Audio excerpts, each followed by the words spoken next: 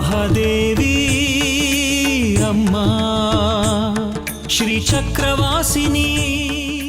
ಏನು ದೇವಲೋಕದಲ್ಲಿ ಮದುವೆ ಆಯ್ತಾ? ಯಾರಾದರೂ ನಂಬಕ್ಕಾಗತ್ತಾ? ಅಂದ್ರೆ ಮದುವೆ ಆಯ್ತಾ? ಬೀಗರಾಗಿ ನಮ್ಮನ್ನ ಕರೆಸಿ ಹಸೆ ಮನೆ ಮೇಲೆ ನಮ್ಮ ಹುಡುಗನ್ನ ಕೂರಿಸಿ ಈಗ ನೋಡಿದ್ರೆ ಇವನ್ ಜೊತೆ ಮದುವೆ ಗಂಡೆ ಹೋಗು ಅಂತ ಕಳ್ಸಿದ್ಮೇಲೆ ಬಂದಿದ್ರಲ್ಲಿ ತಪ್ಪೇನು?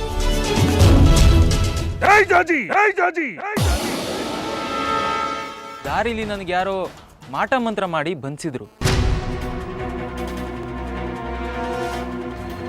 ಯಾವುದೋ ಒಂದು ಕೋಣೆಯಲ್ಲಿ ನನ್ನ ವಶೀಕರಣ ಮಾಡಿ ಬಂಧಿಸಿದ್ರು. ಯಾರವರು? ಎಷ್ಟೋ ವಿಷಯಗಳು ನಮಗೆ ಗೊತ್ತಿಲ್ಲದೆ ಇರೋ ಹಾಗೇನೆ ನಡ್ಕೊಂಡು ಹೋಗ್ತಾನೆ ಇರುತ್ತೆ. ಆದರೆ ಆ ತಾಯಿ ಎಲ್ಲ ಸಮಸ್ಯೆಗಳನ್ನು ನಮಗೆ ಗೊತ್ತಾಗೋ ಹಾಗೆ ಪರಿಹರಿಸ್ತಾ ಇಲ್ಲ ಶಂಕರ್ ಶಾಸ್ತ್ರಿಗಳೇ. ಇನ್ನು ಸಮಸ್ಯೆಗಳನ್ನ ಹುಟ್ಟು ಹಾಕ್ತಾ ಇದ್ದಾಳೆ. ಅರ್ಥ ಮಾಡ್ಕೊಳ್ಳಿ. ನೋಡಿ, ಅವನು ಸುಳ್ಳು ಸುಖದರನೋ ನಿಜ ಸುಖದರನೋ ನನಗೆ ಗೊತ್ತಿಲ್ಲ. ಈ ಕಗ್ಗಂಟಿಗೂ ನನಗೂ ಸಂಬಂಧ ಇಲ್ಲ. ನನ್ನ ಮಗನ ಜೊತೆ ಜಾಜಿ ನಿಶ್ಚಿತಾರ್ಥ ಆಗಿದೆ. ಮದುವೆ ನಡೆಯೋ ಈ ಸಂದರ್ಭದಲ್ಲಿ ಇವಳು ಹಸೆ ಮನೆಯಿಂದ ಎದ್ದು ಹೋಗಿ ಇವನ್ನ ಮದುವೆ ಮಾಡಿಕೊಂಡು ಬಂದು ಮುಂದೆ ನಿಂತಿದ್ದಾಳೆ. ಇದು ನನಗೆ, ನನ್ನ ಮಗನಿಗೆ, ನನ್ನ ಮನೆಗೆ, ನನ್ನ ಮನತನಕ್ಕೆ ಮಾಡ್ತಾ ಇರುವಂತಹ ಅವಮಾನ. ಇದನ್ನು ಯಾವ ಕಾರಣಕ್ಕೂ ನಾನು ಮರೆಯೋದಿಲ್ಲ. ಒಂದಂತೂ ಸತ್ಯ ಶಾಸ್ತ್ರಿಗಳೇ, ಇಷ್ಟು ದಿವಸಗಳ ಕಾಲ ಹಿರಿಯರು ಅಂತ ಹೇಳಿ ನಿಮ್ಮ ಮೇಲೆ ಗೌರವ ಇಟ್ಕೊಂಡಿದ್ದೆ. ಅದನ್ನೆಲ್ಲ ಮಣ್ಣು ಪಾಲು ಮಾಡಿಬಿಟ್ರಿ.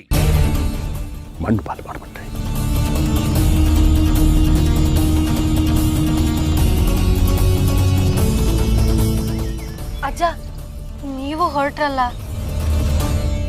ಅಪ್ಪ, ಆಗಿದ್ದಾಗ ಹೋಗಿದೆ. ಆಗಿರೋದು ಮಂಗಳ ಕಾರ್ಯನೇ. ಇಂಥ ಸಂದರ್ಭದಲ್ಲಿ ದೊಡ್ಡವ್ರು ನಾವು ಕೋಪಿಸ್ಕೋಬಾರ್ದು, ಆಶೀರ್ವಾದ ಮಾಡಬೇಕು. ಅದರಲ್ಲೂ ನೀವು ಮಾಡಿಪ್ಪ.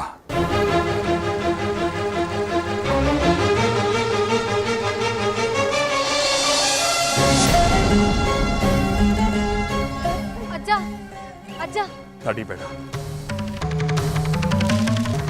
ಅಪ್ಪನ್ನ ಯಾರು ತಡೆಯಕ್ಕಾಗಲ್ಲ. ತಾವಾಗಿ ನಿಲ್ಲಬೇಕು ಅಷ್ಟೇ. ನೀನದರ ಪ್ರಯತ್ನನೂ ಮಾಡಬೇಡ. ಜಾಜಿ, ಯಾರಿದ್ರು ಇಲ್ಲದೆ ಇದ್ರು ನಾನಿದ್ದೀನಿ. ನಾನು ನಿನ್ನ ಜೊತೆಗಿರ್ತೀನಿ.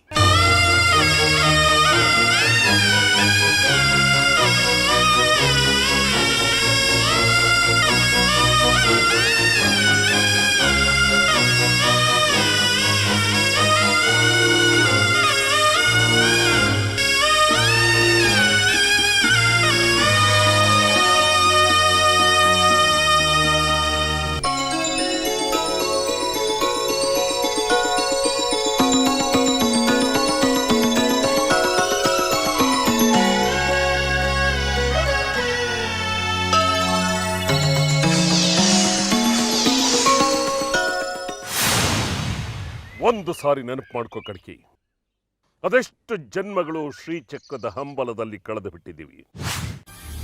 15ನೇ ಶತಮಾನದ ರಾಜ ಮಧುಕೇಶ್ವರನ ಆಸ್ಥಾನದಲ್ಲಿ ರಾಜಗುರುವಾದಾಗಿನಿಂದ ಇಲ್ಲಿಯವರೆಗೆ, ಅಂದರೆ ಈಗ ತ್ರಿಪುರ ಸುಂದರಿ ಅಮ್ಮನವರ ದೇವಸ್ಥಾನದ ಧರ್ಮದರ್ಶಿಯಾಗಿರುವ ವನಕ ನಮ್ಮ ಶ್ರೀಚಕ್ರದ ಆಸೆಯ ಲೆಕ್ಕ ಚುಕ್ತ ಆಗೋದು ಯಾವಾಗ? ಶ್ರೀಚಕ್ರ ನಮ್ಮ ಕೈವಶವಾಗೋದು ಯಾವಾಗ? ಶ್ರೀಚಕ್ರದ ಆಸೆ ನಿನ್ಗಷ್ಟೇ ಅಲ್ಲ ವಿರೂಪಾಕ್ಷ. ಶತಮಾನಗಳಿಂದ ಶ್ರೀಚಕ್ರಕ್ಕೋಸ್ಕರ ನಾವಿಬ್ರು ಅಪ್ಪಹಪ್ಪಿಸ್ತಾ ಇದ್ದೀವಿ. ಆದ್ರೂ ಅದು ನಮ್ಮ ಕೈ ಸೇರ್ತಾ ಇಲ್ಲ. ನಿಮ್ಮ ಅಮ್ಮನವರು ಅದಕ್ಕೆ ತಡೆ ಒಡ್ತಾ ಇದ್ದಾಳೆ. ನಮ್ಮ ಎಲ್ಲ ಪ್ರಯತ್ನಗಳಿಗೂ ಅಡ್ಡಿ ಮಾಡ್ತಾ ಇದ್ದಾಳೆ.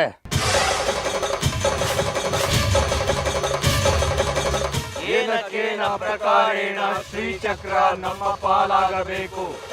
ಇದಕ್ಕಾಗಿ ಅಮ್ಮನವರು ಕೊಡೋ ಪರೀಕ್ಷೆಗಳಾಗಲಿ, ವಿಧಿ ಒಡ್ಡುವ ಸಂದಿಗ್ಧಗಳಾಗಲಿ ನಮ್ಮ ಒಗ್ಗಟ್ಟನ್ನು ಮುರಿಯಲಾರೆವು. ಶ್ರೀಚಕ್ರ ಬಂದು ನಮ್ಮ ಕೈ ಸೇರುವವರೆಗೂ ನಾವು ಒಗ್ಗಟ್ಟಾಗಿ ನಿಂತು ಹೋರಾಡುತ್ತೇವೆ. ಜಾಜಿಯ ಗರ್ಭದಲ್ಲಿ ಹುಟ್ಟುವ ಮಗು ನಮ್ಮ ಸ್ವತ್ತಾಗುವಂತೆ ನೋಡಿಕೊಳ್ಳುತ್ತೇವೆ.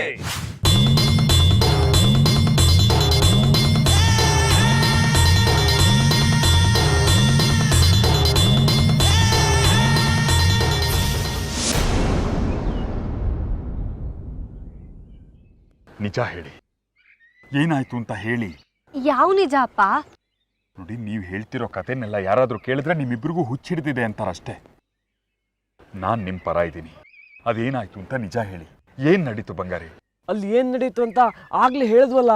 ಸರಿ, ತಾಳಿ ಎಲ್ಲಿ ಸಿಕ್ತು? ಮುಂದೆ ನಿಂತು ಮದುವೆ ಮಾಡಿದವ್ರು ಯಾರು?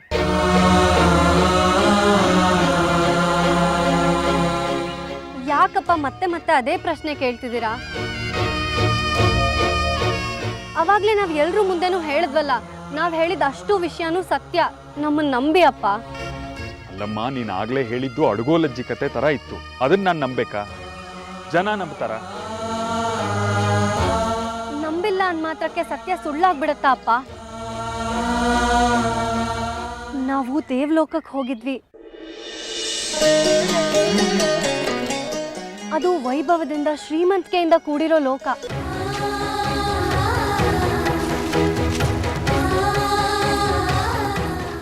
ಅಲ್ಲಿ ನವದುರ್ಗೆಯರಿದ್ರು. ಶೈಲಪುತ್ರಿ ಬ್ರಹ್ಮಚಾರಿಣಿ ಚಂದ್ರಘಂಟಾ ಕೂಷ್ಮಾಂಡ ಸ್ಕಂದಮಾತಾ ಕಾತ್ಯಾಯನಿ ಕಾಲರಾತ್ರಿ ಮಹಾಗೌರಿ ಸಿದ್ಧಿದಾತ್ರಿ. ನವರಾತ್ರಿ 9 ದಿನದಲ್ಲಿ ಪ್ರತಿದಿನ ನಮ್ಮ ಮನೆಗೆ ಬಂದು ಬಾಗ್ನ ತಗೊಂಡು ಹೋದ್ರಲ್ಲ, ಅವರೇ ಅಪ್ಪ ನವದುರ್ಗೆಯರು.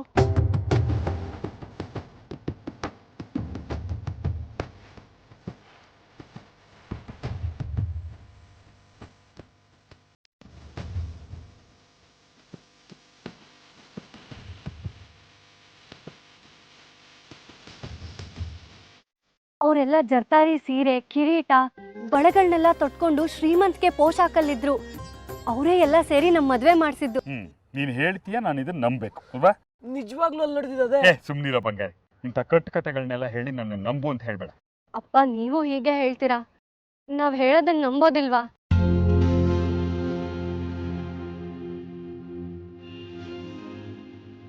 ನೋಡಿ ಇಲ್ಲಿ.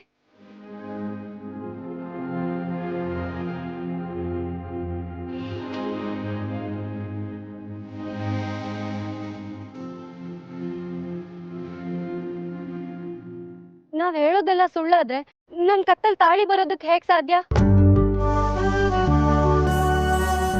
ಮೊದ್ಲು ನಾವು ಇದನ್ನೆಲ್ಲ ಸುಳ್ಳು ಅಂತಾನೆ ಅನ್ಕೊಂಡಿದ್ವಿ, ಕನ್ಸು ಅಂತಾನೆ ಅನ್ಕೊಂಡಿದ್ವಿ. ಆದ್ರೆ ಯಾವಾಗ ಕತ್ತಲ್ ತಾಳಿ, ಕುತ್ತಿಗೆಲ್ ಹಾರ ನೋಡಿದ್ವೋ ಅವಾಗ್ಲೇ ಅದ್ ನಿಜ ಅಂತ ಗೊತ್ತಾಗಿದ್ದು.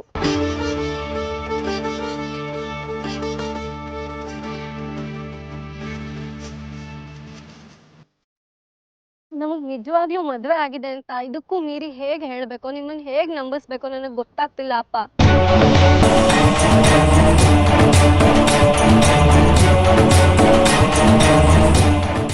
ಸರಿ, ನೀನಿಷ್ಟು ಖಚಿತವಾಗಿ ಹೇಳ್ತಾ ಇದೀಯಾ ಅಂದ್ರೆ ಇದ್ರ ಹಿಂದೆ ಏನೋ ಒಂದು ಮರ್ಮ ಇದೆ ಅಂತಾಯ್ತು.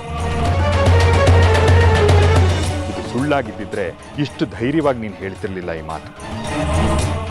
ಸದ್ಯಕ್ಕೆ ಇದನ್ನೇ ಸತ್ಯ ಅಂತ ನಂಬೋಣ. ಆಮೇಲೆ ಅಪ್ಪನ್ ಕೇಳೋಣ. ಅವ್ರ ದಿವ್ಯ ದೃಷ್ಟಿಗೆ ಸತ್ಯ ಏನು ಅಂತ ಹೊಳಿಬಹುದು. ಹೇಳ್ತಾರೆ. ನಡೀರಿ, ಈಗ ಮನೆಗೆ ಹೋಗೋಣ. ಅಪ್ಪ, ಈಗ ನಾನು ಬಂಗಾರಿ ಹೆಂಡತಿ. ಮದ್ವೆ ಆದ್ಮೇಲೆ ಹೆಣ್ಣು ಅಪ್ಪನ ಮನೆಗೆ ಬಂದಿರೋದು ಮರ್ಯಾದೆ ಅಲ್ಲ. ಹಾಗೊಂದ್ ವೇಳೆ ನಾನು ಬಂದ್ರೂ ಅದು ನನ್ನ ಗಂಡನಿಗೆ ತೋರ್ಸೋ ಅಗೌರವ ಆಗುತ್ತೆ. ಅವನ ಮನೆಗೆ ಹೋಗ್ತೀನಪ್ಪ.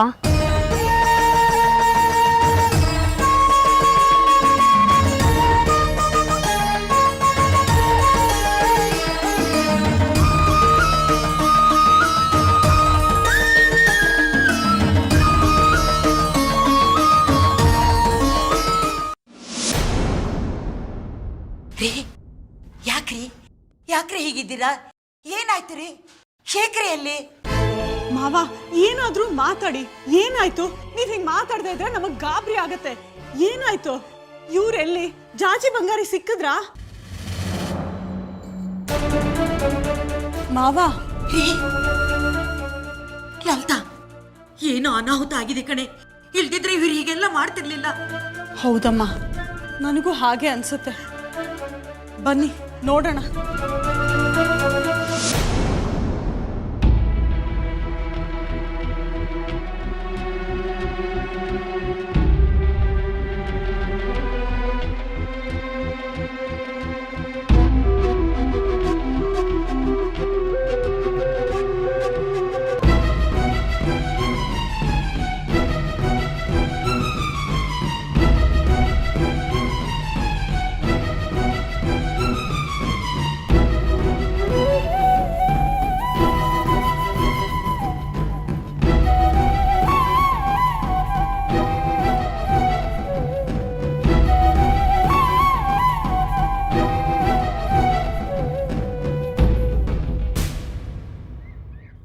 ಅಲ್ಲೇ. ಅಮ್ಮ ಅದು ಏನೋ ಏನೋ ಇದು ನಿನ್ ಹೊಸ ಅವತಾರ? ಏನಿದು ವೇಷ? ಯಾರ ಇವಳು? ಯಾರ ಮನೆ ಹುಡುಗಿ ಇವಳು? ಇವಳನ್ನ ಯಾಕೋ ಕರ್ಕೊಂಡ್ ಬಂದಿ ನಮ್ಮ ಮನೆಗೆ? ಏನಿದು ಇವಳು ಕುತ್ಕೇಲ್ ತಾಳಿ? ಯಾವನ್ ಕಟ್ಟಿದ್ದಿದನ್ನ? ಅಮ್ಮ ಅದು ನಮ್ಮ ಮದುವೆ. ಮದ್ವೆ ಗಿದ್ವೆ ಅಂತ ಮಾತಾಡಿದ್ರೆ ಬಾರಿಸಿ ಹಲ್ಲು ದುರ್ಸ್ಬಿಡ್ತೀನಿ. ಯಾರ ಹತ್ರ ಮಾತಾಡ್ತಿದ್ಯೋ? ಯಾವ ಮದ್ವೆ ಬಗ್ಗೆ ಮಾತಾಡ್ತಿದ್ಯಾ? ಎಷ್ಟು ಧೈರ್ಯ ನಿನ್ಗೆ ನನ್ ಮುಂದೆ ನಿಂತ್ಕೊಂಡು ಮದ್ವೆ ಬಗ್ಗೆ ಮಾತಾಡೋಕೆ? ನಮ್ಮ ಮದುವೆ ಬಗ್ಗೆ. ನಿಮ್ ಮದ್ವೆನಾ? ಥೂ ಹಾಳಾದವನೆ, ನನಗೇನ್ ಗೊತ್ತಿಲ್ಲ ಅನ್ಕೊಂಡಿದೀಯೇನೋ? ಊರ್ ತುಂಬಾ ಈ ವಿಷಯ ಗುಲ್ಲಾಗಿದೆ. ಯಾವಳ ಹೇಳ್ದವಳು ನಿನಗ್ ಮದ್ವೆ ಮಾಡ್ಕೊಳ್ಳೋದಿಕ್ಕೆ? ನಾನು ನಿನಗ್ ಜನ್ಮ ಕೊಟ್ಟ ತಾಯಿ. ನಾನೊಬ್ಳು ಇಲ್ಲಿದ್ದೀನಿ, ನಾನಿನ್ನೂ ಬದುಕಿದ್ದೀನಿ ಅನ್ನೋ ಜ್ಞಾನನೂ ಇಲ್ಲದೆ ಹೋಯ್ತೇನೋ ನಿನ್ಗೆ? ಯಾರೋ ನಿನಗೆ ಇವಳು ತಾಲಿ ಕಟ್ಟಕ್ ಹೇಳಿದ್ದು? ನಾನು ಒಪ್ಪಿಗೆ ಕೊಟ್ನೇನೋ ಈ ಮದ್ವೆಗೆ? ಕೂಲಿ ನಾಲಿ ಮಾಡ್ಕೊಂಡೆ ಬದುಕ್ತಿರ್ಬೋದು ನಾನು. ನೀನು ಈ ಊರ್ ಜನರ ಚಪ್ಲಿ ಕಾಯೋ ಜವಾನನೇ ಆಗಿರ್ಬೋದು. ಆದ್ರೆ ನನಗೆ, ನನ್ನ ಮನೆಗೆ ನೀನೇ ರಾಜ, ರಾಜ್ಕುಮಾರ ಎಲ್ಲ. ಎಷ್ಟು ಪ್ರೀತಿಯಿಂದ ಸಾಕದ್ನಲ್ಲೋ ನಿನ್ನ. ನನ್ನ ಮಗ ಅಂತ ತಲೆ ಮೇಲೆ ಹೊತ್ಕೊಂಡು ಮೆರೆಸಿದ್ನಲ್ಲೋ ನಿನ್ನ. ಅದಕ್ಕೆ ತಕ್ಷಾಸ್ತಿ ಮಾಡ್ದೆ ಬಿಡು. ನನ್ನ ಮಗ, ನನಗಿರೋ ಒಬ್ಬನೇ ಮಗ, ಬಂಗಾರದಂತವನು ಅಂತ ನನಗೆ ಎಷ್ಟೇ ಕಷ್ಟ ಬಂದ್ರು ಗಟ್ಟಿಯಾಗಿ ನಿಂತ್ಕೊಂಡು ಬದುಕ್ತೆ. ಅದಕ್ಕೆ ಸರಿಯಾದ ಉತ್ತರನೇ ಕೊಟ್ಟೆ ಬಿಡು ನೀನು. ಅದು ಹಾಗಲ್ಲಮ್ಮ. ಇನ್ ಹೇಗೋ? ಪ್ರೀತಿಯಿಂದ ಸಾಕಿರೋ ತಾಯಿಗೆ ಮದ್ವೆಗ್ ಮುಂಚೆ ಒಂದ್ ಮಾತು ಹೇಳ್ಬೇಕು ಅಂತ ಅನ್ಸ್ಲಿಲ್ವಾ ನಿನ್ಗೆ? ಯಾಕೋ ಹೀಗ್ ಮಾಡ್ದೆ? ಏನ್ ಬಂದಿತ್ತು ನಿನ್ಗೆ? ನನ್ ಮಾತ್ ಕೇಳಿ ಅಮ್ಮ. ನೋಡಮ್ಮ, ನೀ ಸುಮ್ನೆ ಇರೋ. ನೀನ್ ಯಾರಮ್ಮ ಮಾತಾಡೋದಿಕ್ಕೆ? ನಾನ್ ಮಾತಾಡ್ತಾ ಇರೋದು ನನ್ ಮಗನ್ ಹತ್ರ. ಹೇಳೋ ಹೇಳೋ, ಕತ್ತೆ ಬೇಡವಾ? ನಿನ್ನಷ್ಟಕ್ ನೀನಿರೋದಿಕ್ಕೆ ನಾನ್ ಯಾಕೋ ಇಷ್ಟೆಲ್ಲ ಕಷ್ಟಪಡ್ಬೇಕಾಗಿತ್ತು? ಅಮ್ಮ ಅರ್ಥ ಮಾಡ್ಕೋ, ಹೇಳೋ ಪರಿಸ್ಥಿತಿಲಿ ನಾನು ಇರ್ಲಿಲ್ಲ. ಥೂ, ನಿನ್ ಜನ್ಮಕ್ಕಿಷ್ಟು ಪರಿಸ್ಥಿತಿ ಅಂತೆ ಪರಿಸ್ಥಿತಿ. ಹೆತ್ತಮ್ಮಂಗೂ ಹೇಳ್ದೆ ಕೇಳ್ದೆ ಮದ್ವೆ ಮಾಡ್ಕೊಳ್ಳೋ ಅಂತ ಪರಿಸ್ಥಿತಿ ಏನೋ ಬಂದಿತ್ತು? ಯಾವಳ ಸಿಕ್ಕದ್ಲು ಅಂತ ಹೇಳ್ದೆ ಕೇಳ್ದೆ ಮದ್ವೆ ಮಾಡ್ಕೊಂಡ್ ಬಂದ್ ನಿಂತಿದೀಯಾ? ಅದು ಮನೆಗ್ ಬಂದಿದ್ಯಾ ಇವಳನ್ ಕಟ್ಕೊಂಡು?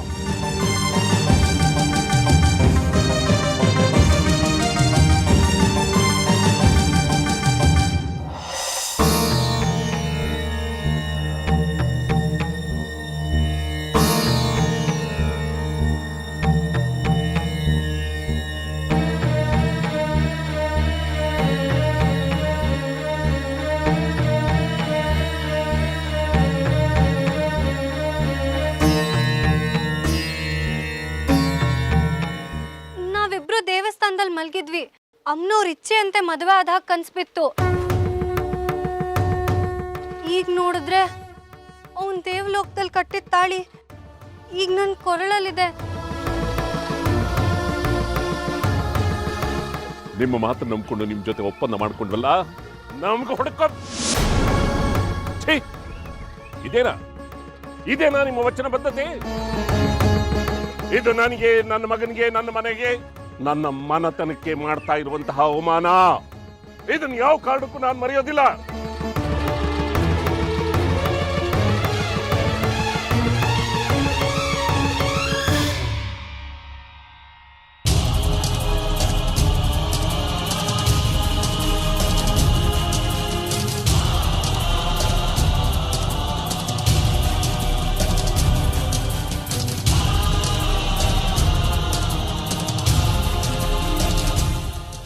ಶಕ್ರಿ, ಏನಾಯ್ತು ನಿಮ್ಮಪ್ಪನಿಗೆ? ಯಾಕೋ ಹೀಗೆ ಕೂತಿದ್ದಾರೆ?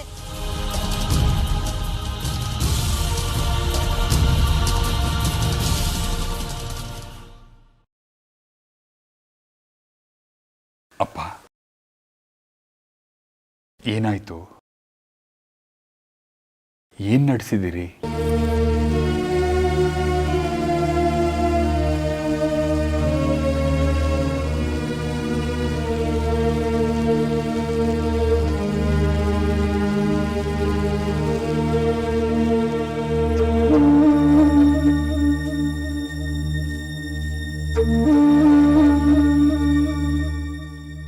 ಅನಿರ್ದಿಷ್ಟ ಕಾಲ ಮೌನವ್ರತ ಮಾಡ್ತಾ ಇದ್ದೀನಿ.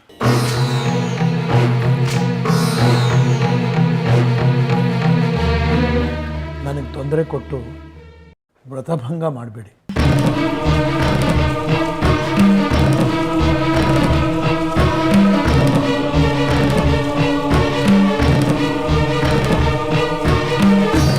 ಮನೆಗೆ ಬರ್ದೆ ಇನ್ನೆಲ್ಲಿಗೆ ಹೋಗ್ಲಿ? ಇವಳು ನನ್ನ ಹೆಂಡತಿ, ಇನ್ಮೇಲೆ ಇವಳು ನಮ್ಮನೇಲೇ ಇರ್ತಾಳೆ. ಏನೋ ಇಲ್ಲಿರ್ತೀರಾ? ನೀವಿಬ್ರು ನನ್ನ ಮನೇಲಿ ಇರ್ತೀರಾ? ಮಗ ಅನ್ನೋ ಮಮಕಾರ ಕಟ್ಬಿದ್ದು ನಿನ್ನ ಕಟ್ಕೊಂಡ್ ಬಂದಿರೋಳ್ನ ಇಬ್ರು ನಮ್ಮನೇಲಿ ಇಟ್ಕೊಳಕ್ಕೆ ನಂಗೇನ್ ಹುಚ್ಚಿಡ್ದಿಲ್ಲ. ಇನ್ಮೇಲಿಂದ ಇವಳಿಗೆ ಮಾತ್ರ ಅಲ್ಲ, ನಿನ್ಗೂ ನಮ್ಮನೇಲಿ ಜಾಗ ಇಲ್ಲ. ನಡಿಯೋ ಆಚೆಗೆ, ನಡಿಯೋ.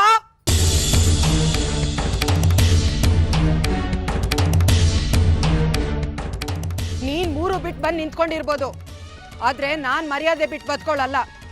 ನಡಿಯೋ ಆಚೆಗೆ. ಏನ್ ಮುಖ ನೋಡ್ತಾ ಇದೀಯಾ? ನಡಿ ಆಚೆಗೆ ಅಂದೆ. ಅಮ್ಮ ನೋಡು, ನಾನ್ ಬೈತಾ ಇರೋದು ನನ್ನ ಮಗನ್ನ. ಆಗ್ಲಿಂದ ನಿನ್ನನ್ ಏನೂ ಅಂದಿಲ್ಲ. ಯಾಕೆ ಗೊತ್ತಾ? ಬೀದಿಲ್ ಹೋಗೋರ್ನೆಲ್ಲ ನನ್ನ ಮಗ ತಲೆ ಮೇಲೆ ಹೊತ್ಕೊಂಡು ಮೆರೆಸ್ಬೋದು, ಆದ್ರೆ ಬೀದಿಲ್ ಹೋಗೋರ್ನೆಲ್ಲ ನಾನ್ ಬೈಯಕ್ಕಾಗಲ್ಲ. ಬೈಬೇಕಾಗಿರೋದು ನನ್ನ ಮಗನ್ನ. ಅದೇ ಕೆಲಸ ಮಾಡ್ತಾ ಇದ್ದೀನಿ. ನೀನ್ ಇದ್ರಿಂದ ಆಚೆ ಇದ್ರೆ ತುಂಬಾ ಒಳ್ಳೇದು. ಇದ್ರೆಲ್ಲ ಒಂದೇನು ತಪ್ಪಿಲ್ಲ. ಬೇಕಿದ್ರೆ ಸುಮ್ನೆ ರಮ್ಮ, ನಾಟಕ ಆಡ್ಬೇಡ ನೀನ್ ನನ್ನ ಹತ್ರ. ನಂಗೆ ಗೊತ್ತು ನನ್ನ ಮಗ ಚಿನ್ನದಂತವನು, ಅವನ್ ತಪ್ಪು ಮಾಡೋದಕ್ ಸಾಧ್ಯನೇ ಇಲ್ಲ. ಇಷ್ಟೆಲ್ಲ ಆಗಿರೋದು ನಿನ್ನಿಂದಾನೆ ಅಂತ.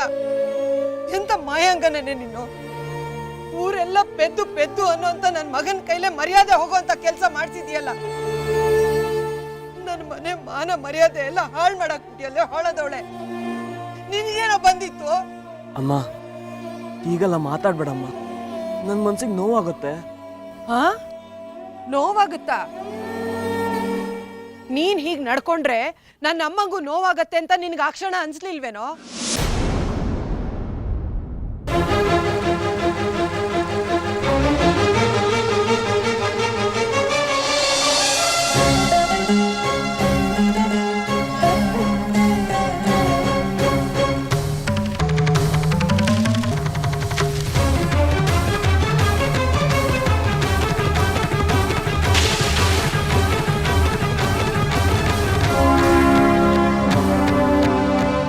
ಹೋಗೋ ಇಲ್ಲಿಂದ, ಹೋಗು ಅಂದೆ.